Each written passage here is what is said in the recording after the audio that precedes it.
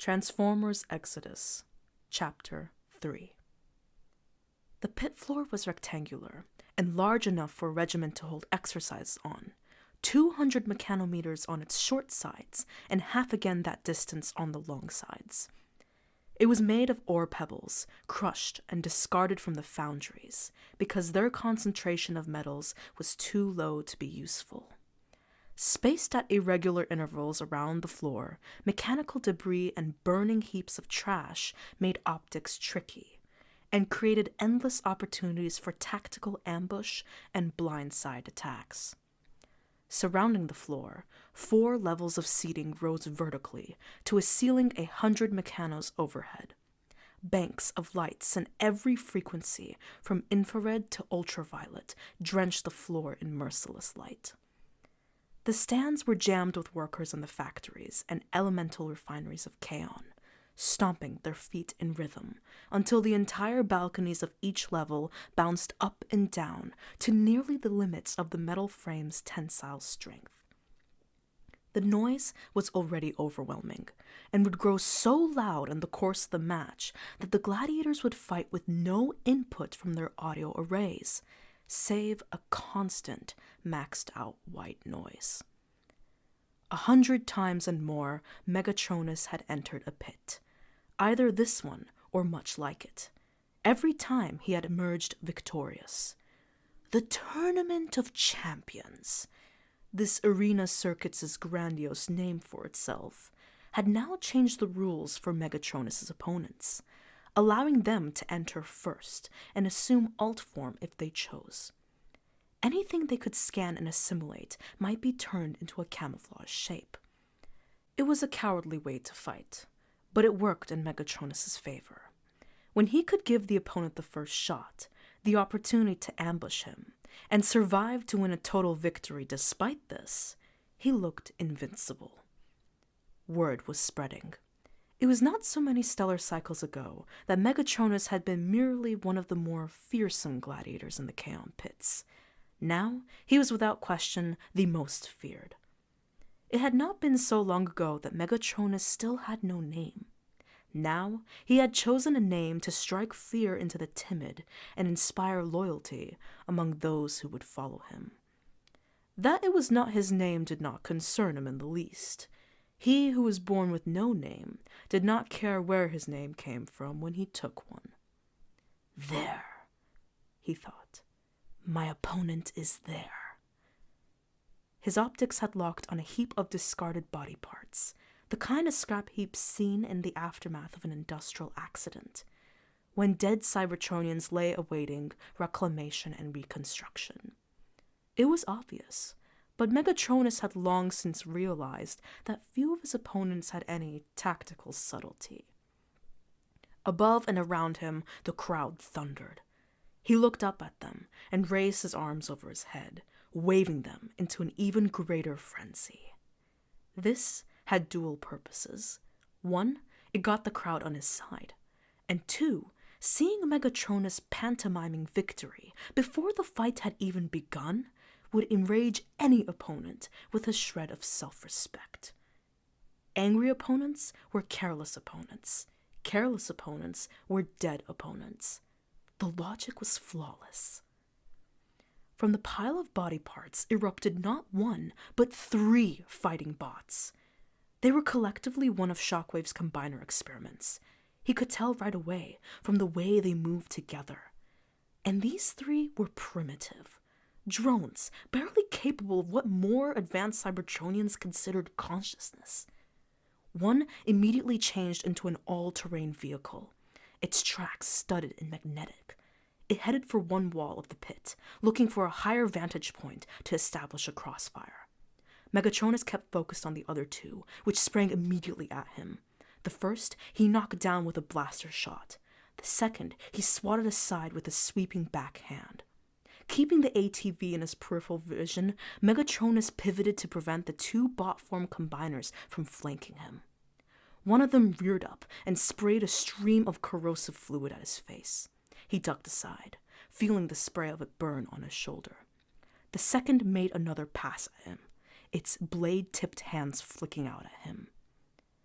Megatronus caught the combiner's arm just above the bladed wrist. Another jet of acid spattered across his back. With a roar, he broke the arm off and flung it into the crowd. This was a calculated maneuver. He wanted them to know that he was dangerous, that when you went to watch Megatronus fight, he was always on the verge of bringing the entire arena down on all of their heads. He fought like he knew he would die and did not care, but also like he knew he could never die and so could take any risk without fear. The arm, sparking and leaking the residue of the viral blade's energon reservoir, spun into the second deck. Some spectators lunged out of its way, while others reached to catch it. In a click, Megatronus saw the blade slash and eat through a spectator's arm, saw another in the crowd grab the arm near the break and fling it into the deck above him, saw fights break out in the aftermath.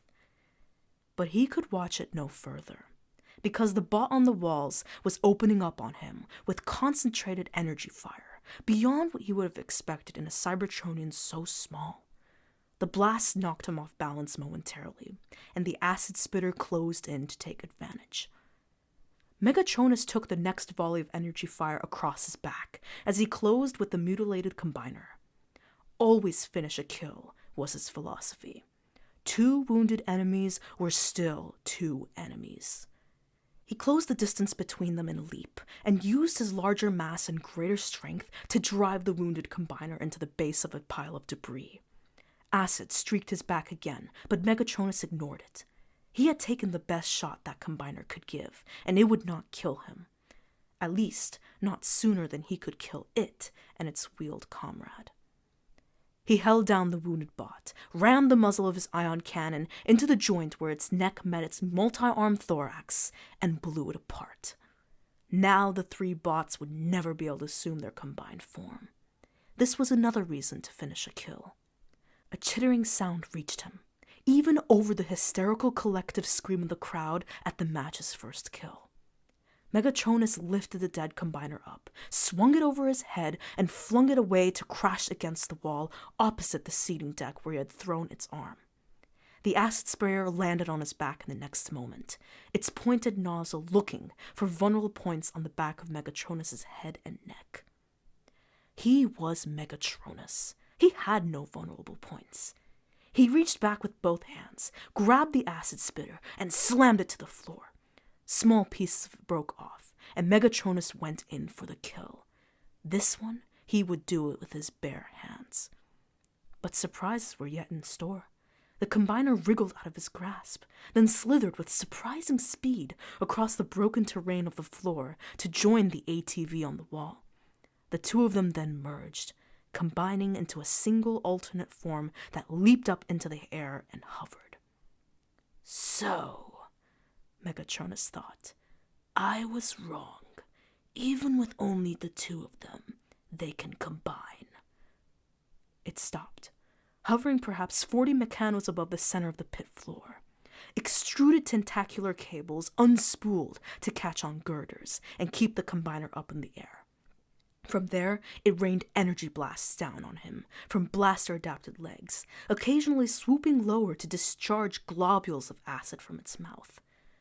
What strange forms the combiners were, Megatronus thought. To surrender their individuality and merge together like that, it repelled him. He hated them, all of them. Any Cybertronian willing to give up its own identity was not worthy of the name. He changed form, adopting the alt form he had learned soon after his creation, a tank adapted for heavy mining and demolition work. The combiner darted away as Megatronus's battery of proton blasters exploded across its carapace and severed one of its cables. It fell, swinging back down on the other cable toward the arena floor. Megatronus roared toward the higher end of the arena, closing with a speed it hadn't anticipated. It zigzagged through the pit, jinking so close to the balconies that the front row audience alternatively ducked away or reached out to grab it. Megatronus caught it up near the top of a debris pile that was the highest point on the arena floor, reassuming his protoform as he collided with it and kept hold, one hand on an arm and the other clamped on its thorax. His optics momentarily flared out as it jammed an energy cannon in his face and fired. The savage glee of the crowd vibrated in all of Megatronus' sensors. Now was the time to end this. Megatronus reared up over the disoriented combiner and manifested twin maces in both hands. He stomped down on the combiner's back, holding it in place. It chattered, tried to divide, and failed. Its limbs scrabbled for purchase and leverage, but he was far too strong. Raising both maces, Megatronus let his gaze roam across the crowd, which was, if anything, more berserk than before. Combiners, he thought scornfully. Next they would send out minicons for him to step on. Who defeats Megatronus? He roared out, and struck. Lubricants and bits of combiners spattered him. No one defeats Megatronus! He struck again and again, butchering the combiner where it lay. Then he emptied his hands and raised his arms again. I still function! Striding from one end of the pit to the other, he pointed out into the crowd. Would you challenge me? You? Anyone? Any 5 of you? Any 10 of you? Challenge me now for everything I have ever won! No one defeats Megatronus! Back in the center of the pit, he kicked apart the remains of the combined Insecticon flyer and flung pieces of it into the crowd for trophies. Remember, he called out. Remember that you saw Megatronus. It is the best day of your life. Remember! Their adulation rained down on him like energon, like life itself. Never again will I be nameless, Megatronus thought. Megatronus! Megatronus! Megatronus! Something odd happened as the chant intensified. The last syllable of the moniker started to fade out as the crowd made a collective choice to end the chant on a strong syllable. Megatronus listened and felt a strange thrill as his name modulated, changed, transformed. He was renamed by his followers, given a name that no Cybertronian had ever carried. The arena shook with the force of the chant. Megatron! Megatron! Megatron! Yes, he thought. I will be Megatron. And Cybertron will never be the same.